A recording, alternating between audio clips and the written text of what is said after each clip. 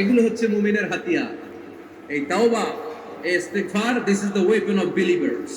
ওয়াযকুর রাব্বাকা ফি নাফসিকা তাদাররুআন ওয়া খীফা ওয়া দুনাল জাহরি বিল কওলি বিল গুদুওয়ি ওয়াল আসাল ওয়া লা তাকুন মিনাল গাফিলিন।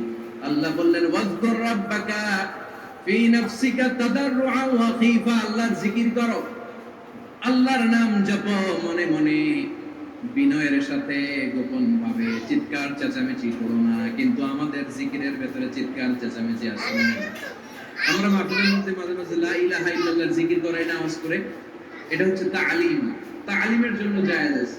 কিন্তু শ্রেষ্ঠ জিকির হচ্ছে একা একা জিকির করা।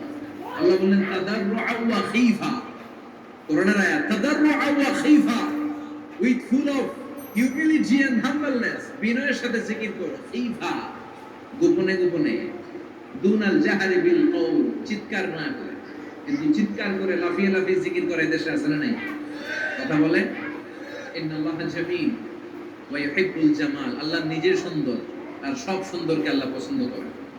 দেখবেন এদেশে কিছু জিকির আছে, ওটার মধ্যে আল্লাহর নাম বোঝা যায় না, আছে না নাই? হুই হাই করে লাফালাফি করে, হুই হুই হুই হুই যে করে, এই হুই হুই এর মধ্যে আল্লাহর নাম আছে?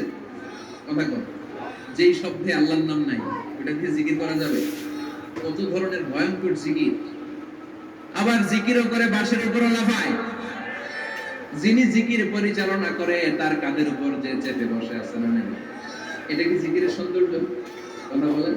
আমরা জিকির করব ওই পন্থায় যে পন্থায় বিশ্বনবী করেছেন, সাহাবারা করেছেন। বিশ্বনবী জিকির করতেছেন, সাহাবারা জিকির করতে করতে বিশ্বনবী কাঁদে উঠছে, আছে না হাদিসে?